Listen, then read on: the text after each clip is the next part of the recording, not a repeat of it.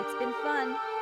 After taking a good rest and replenishing her supplies, Eliryssa began her trek towards the Brackwell pumpkin patch. The locals had warned her that the area was now swarming with thugs who had taken control. As she journeyed through the dense trees, Sara's request lingered in her mind. This was more than just a task, it was a mission, a subtle thread of purpose that is often overlooked. Eliryssa felt the unspoken kinship shared by women who forged strength not in steel, but in grit and grace. Her quest was not for glory, but for the fragments of civilization torn asunder by greed and lawlessness. These thugs wore betrayal like a cloak, their linen attire stolen from the honest and noble. Eliryssa wasn't merely hunting for cloth, she could sense a flicker of rebellion rising from these ruins. Eliryssa paused near guard Thomas, her eyes catching a new poster on the board beside him.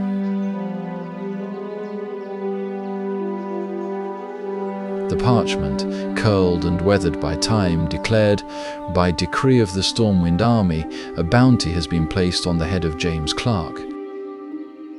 Clark is wanted for robbery, burglary, arson and murder. He is also suspected in the kidnapping and disappearance of the Brackwell's prized pig, Princess. James Clark was last seen heading towards Eastvale logging camp. Bring James Clark to justice and report to Marshal Patterson at Eastvale logging camp. Pondering for a few moments, Eliryssa considered her current mission. Should she postpone it to pursue this bounty? It sounded urgent. However, an instinct told her that the thugs permeating the pumpkin patch might have ties to this James Clark. His deeds certainly mirrored those of a rogue element. Perhaps by chasing this lead, she could glean insights about the thugs' strength and what to expect when confronting them. Eliryssa turned around, the levity of a pig's name failing to soften the gravity of such heinous crimes. Clark was more than a mere thief, he was a tempest, a wildfire, a soul unhinged, leaving devastation in his wake like a bloodied cloak. His last sighting was here, near the Eastvale logging camp. She began her search at a house distant from the camp's centre, but it didn't match the descriptions. Clark's haven was said to be older and inconspicuous. So she pressed onward. The whispers of the past spoke of him working near the Brackwell pumpkin patch, humble and unnoticed, until the land itself betrayed him. Harvests failed, taxes soared. As the earth dried, so too did something within him. There were whispers of the Brackwell barn engulfed in flames one day, followed by the mysterious disappearance of livestock, and with them Clark vanished. Until reports trickled in, stories of vagabond deeds and shadows in the night. A child claimed to have seen him conversing with the Defias, yet others insisted he was too untamed even for them, too wrathful, too solitary. After scanning the logging camp and questioning those she encountered, Eliryssa's gaze shifted to Sara's house, but it was not her friend's dwelling she scrutinized, rather it was the house adjacent to it. She pondered, who resides there? Eliryssa approached cautiously. From a distance, her eyes locked onto a gruesome sight, a pig's head nailed above a mantel. It bore a striking resemblance to the missing pig mentioned on the parchment. Could this be it? As she moved closer, certainty washed over her. This was indeed the one. Steeling herself, she resolved to put an end to this grotesque display once and for all.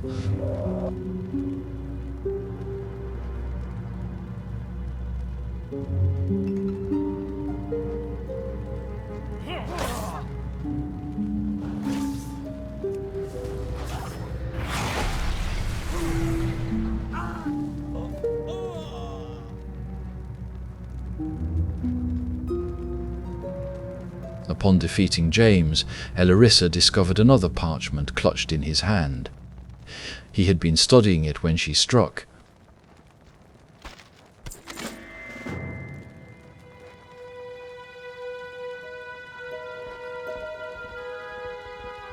the parchment was a schedule detailing days and times, a record of when someone called the Collector would receive shipments of gold from the mines in Elwynn Forest. The timetable suggested that the Collector was based near the Brackwell pumpkin patch.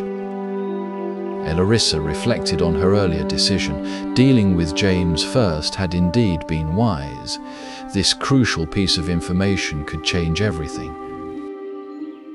She carefully tucked the parchment into her bag and set off towards Marshal Patterson. Questions swirled in her mind. The Brackwell pumpkin patch appeared less like a farm and more like a facade for something darker. And who was this Collector? Clearly, they desired to remain in the shadows. Marshal, I am Eliryssa. I picked up the bounty for James Clark. I heard about that, Eliryssa. Were you successful? Yes, Marshal. However, I discovered a more important piece of information that you should see. Eliryssa handed over the parchment to Marshal Patterson. What? We haven't had our people working the Elwynn mines for months. Let's see. I've heard of this Collector, but I don't know whom he's working for. Thank you for the schedule. It will help us solve this mystery. I thought it would. Patterson paused in thought for a moment before turning to Eliryssa. If the Collector is taking gold from our mines, then he's stealing from the kingdom. Bring the Collector to justice, and bring me the ring mentioned in the pickup schedule you gave me. I am guessing the ring might give us more clue. Indeed, it may tell us whom the Collector is working for. That pickup schedule says the Collector is hiding out at the Brackwell pumpkin patch. You should search for him there. Eliryssa nodded, acknowledging the task, before shifting the conversation to discuss James Clark. Turning in a bounty, and justice is served. It was a simple phrase from Patterson, yet behind it lay a deep sense of relief and resolution. It marked the end of a fear that had silently gnawed at the edges of Elwynn Forest like a slow rot. After turning in the bounty, Eliryssa set her sights on the Brackwell pumpkin patch. Her mind lingered on the ring, pondering its true significance. It was likely not just a piece of gold. It could be a seal, a symbol of loyalty, or worse, a mark of allegiance to someone beyond the borders of Elwynn. The Collector wasn't merely hoarding coins, he was siphoning power from the kingdom's very bones. Eliryssa veered off the main road and instead followed the gentle course of the river. From there, the pumpkin patch stood visible, even from the road's embrace.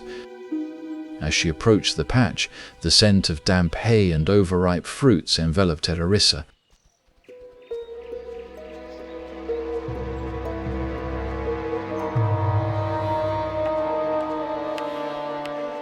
Her gaze caught sight of the thugs.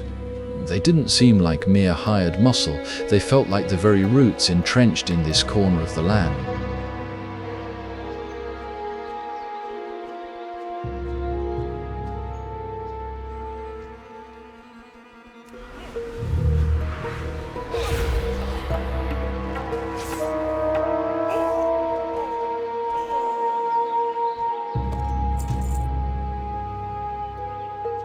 However, there was no sign of the Collector. Eliryssa had not expected to find them here. This individual preferred to operate from the shadows, unannounced. Showing their face was not their style.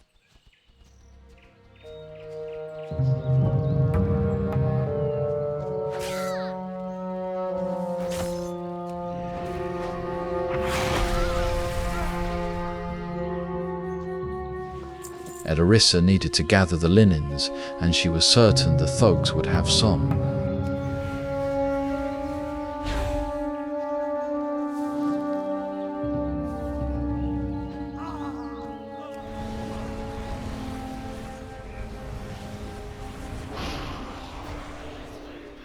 She wasted no time, remaining vigilant and keeping her senses attuned for any sign of the Collector.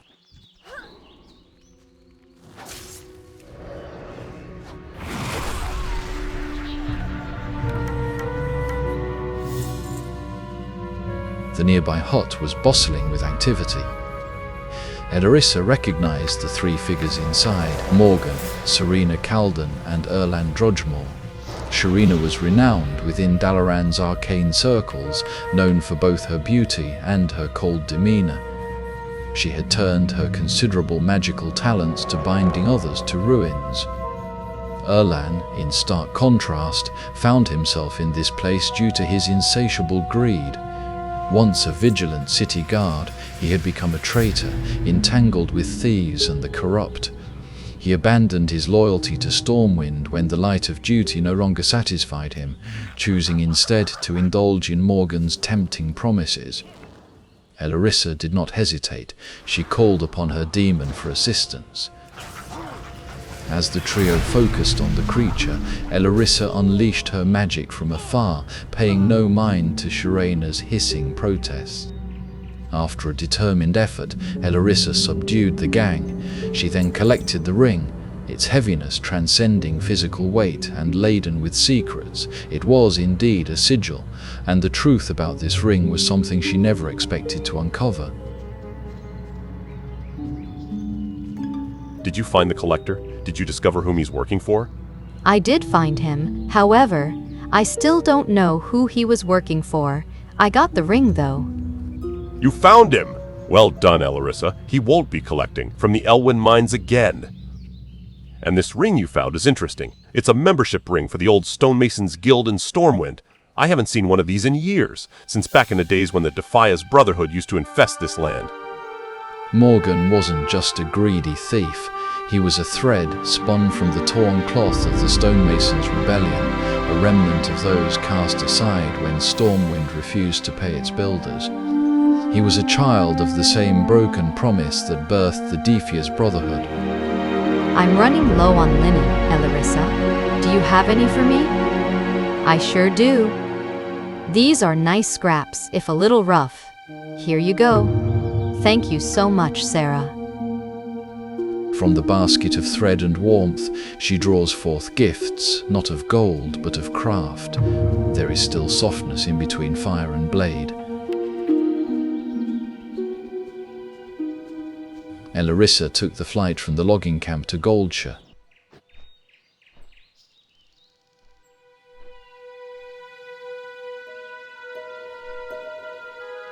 Reaching Goldshire, Eliryssa went directly to Marshal Dougan, explaining the situation in the logging camp. After listening intently, Marshal Dougan stayed silent for a few moments. Without discussing the matter further, he abruptly changed the topic, leaving Eliryssa uncertain of his thoughts. The garrison on our western border sends word of increasing gnoll and thief activity. They're requesting we send more Stormwind soldiers, but we just don't have any to spare. Can I be of any help, Marshal? If you can help, we could use it. Go and speak with Deputy Rayner at the Westbrook garrison and see what he needs done. Will do, Marshal. Just show me the way. The garrison is down the road to the west. After you cross the bridge over the small brook, it will be to the right. Marshal Dougan shifted his gaze westward, considering the challenges dauntingly arrayed against him. The people here were stretched thin, the light of Stormwind fading at the fringes. Yet in this shadow, Eliryssa was called once more by the unyielding needs of the common folk. Eliryssa travels west of Goldshire, passing the bubbling brook and crossing the stone bridge. Beyond lies the garrison, tucked to the right, a quiet wall against the noise of rising chaos. Deputy Rayner stands with worry etched upon his face, fingers raw from drafting endless reports that seem to summon no aid. As he straightens up, his eyes widen in surprise. Marshal Dougan sent you, eh? Well, you're not from the army, but if Dougan sent you, then that's good enough for me. Eliryssa stands quietly, her presence unspoken yet reassuring in the tense air. Our situation is, to say the least, a stressed one. I hope you can give us a hand. Absolutely, Deputy. Rayner continued, his voice carrying the weight of urgency and necessity. Gnolls, brutish creatures with no decent business in these lands, have been seen along the borders of Elwynn Forest.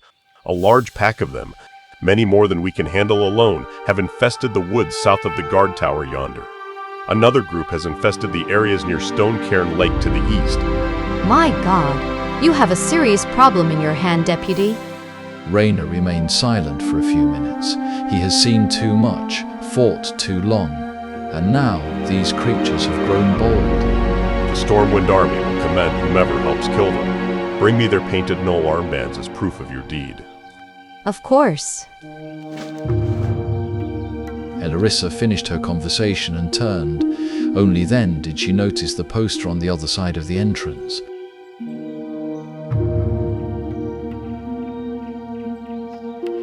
What is this, Deputy? A huge gnoll. He is prowling the woods in southwestern Elwynn. He has overpowered all attempts at his capture. The Stormwind Army has placed a generous bounty on the gnoll. To earn the reward, bounty hunters should venture into the woods and deal with the beast. I see. Eliryssa reads the poster one more time, then walks towards the other side of the road without saying much. The tale of the gnolls is one of sorrow, savagery, and something far more ancient than the towers of Stormwind. They are not of arcane birth, nor shaped by titanic hands. They are creatures of primal hunger, born from the wild places of the world, where the wind howls like beasts, and the soil remembers only blood. Scholars whisper that gnolls first emerged from the darkest woods of the eastern kingdoms, born of twisted phase spirits or corrupted animals that feasted too long on carrion and chaos.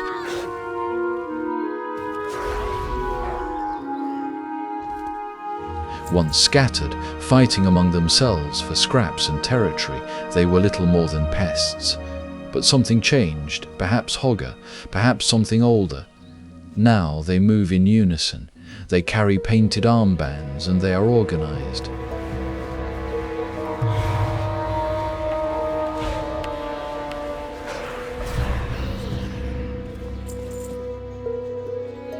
Some say they worship spirits in the woods, spirits of hunger, death, and war. Others believe a warlock or necromancer once whispered to their shamans and gave them structure.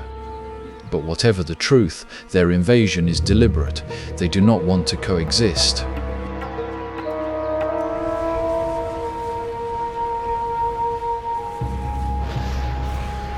Some say the Riverpow gnolls stopped fighting each other one day and started building together. They saw a creature very much like gnolls, but much bigger and smarter. Where other gnolls barked and bit, Hogger led. He carried a crude axe, sharpened on stone and skull, and wore armor stitched from the hides of fallen guards.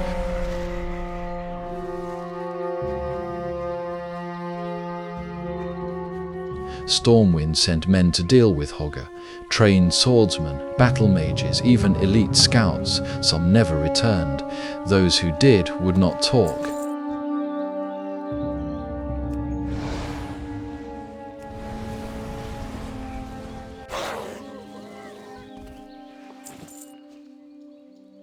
He humiliated them.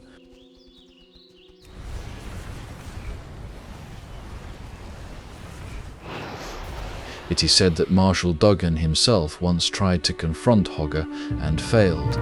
Since then, the army has outsourced this task, quietly asking mercenaries, adventurers, and bounty hunters to try their hand. No army wants to admit it was outwitted by a gnoll.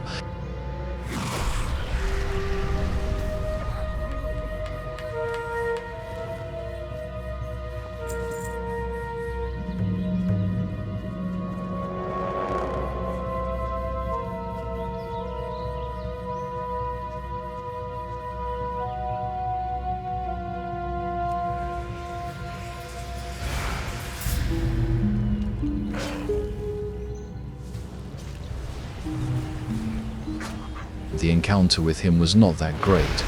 He is powerful, however. Eliryssa, with her demon, completely overpowered the gnoll.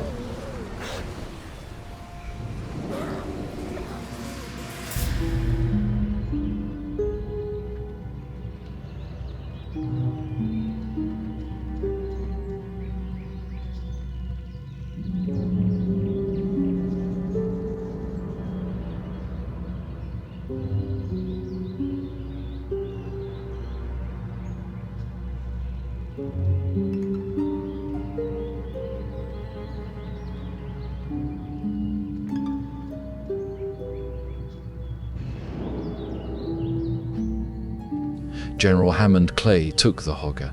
It seems the city has moved from whispers to war room action. It might be that Hogger is more than a beast, too valuable to slay, too dangerous to leave in the wild. Once the chaos settled, Eliryssa noticed a dead body. What got her attention was not the body, but what it was holding. It was an old deed to an expanse of farmlands within Westfall, signed by Theodore Fellbrow and co-signed by his wife, Verna. On the back of the deed were hastily scrawled words, "We learned on Fellbrow and got this deed. Thought it might be handy if you wanted to forge one of these for your own place. The Fellbrows won't give us trouble. Last I saw them, they were on their way out of Westfall, stuck with a broken wagon." Eliryssa thought for a few minutes. The Fellbrows might want their deed back. Eliryssa definitely had to travel to the Jensen stead, where the Fellbrows might be stuck. However, she had to finish what she took on her hand. Deputy Rayner waits. Eliryssa is not going empty-handed. She has the 8 painted knoll armbands and major news of defeating the Hogger. This is not a simple bounty return, this is a turning of the tide. As she approached, the deputy looked at her with relief. I see you've been busy. You have our thanks, Eliryssa. Not saying much, Eliryssa just nodded. She knew those simple words carried more than gratitude. It was acknowledgement and respect. Rayner continued with a deep sadness in his voice, hinting at the heavy burden the situation had placed upon him. Westfall has fallen to hard times, friend. With the threat of Defias extinguished, the region has become a haven for the homeless and downtrodden. The crime rate of the area has skyrocketed as people fight for shelter and food. Now I hear tale of murder. A murder? If you are interested in helping the people of the Alliance, Westfall would be a great place to start. Report to Lieutenant Horatio Lane at the Jason Stead. I sure will. I have some business over there as well. Till we meet again. Saying goodbye, Eliryssa chose not to head to Westfall just yet. Her immediate duty was to inform Marshal Dugan about Hogger and collect the staff. However, as she journeyed, her mind lingered on the plight of Westfall, a region paying the price of a vanished enemy. With the Defias Brotherhood scattered, peace didn't fill the void, but rather an unsettling vacuum. The people were starving, the land was sun-scorched, and the law was stretched so thin it threatened to tear. Amidst this chaos, the spectre of murder loomed large, and whispers mentioned Lieutenant Horatio being sent as an investigator. Lost in thought, she suddenly found herself standing in Goldshire, right in front of Marshal Dugan. He did. What? Great! Now we have a bloodthirsty beast right beneath the streets of Stormwind with a whole army of gnolls at his command. Definitely an improvement. I feel safer already. I feel you, Marshal. I did not agree to his decision as well. Here's your reward, Eliryssa. But promise me you'll check in with the Stockades guards in Stormwind at some point, just to ensure that things are going smoothly. I will try, Marshal. Eliryssa decided to spend the night in her favourite inn, gathering her strength for the journey to Westfall the next morning. The challenge never seemed to end in this land. The methods of the Stormwind army perplexed her, who would drag Hogger into the heart of the kingdom and keep him alive despite the chaos he unleashed. Marshal Dugan's displeasure was palpable, his usual stoic demeanour unable to mask his unease.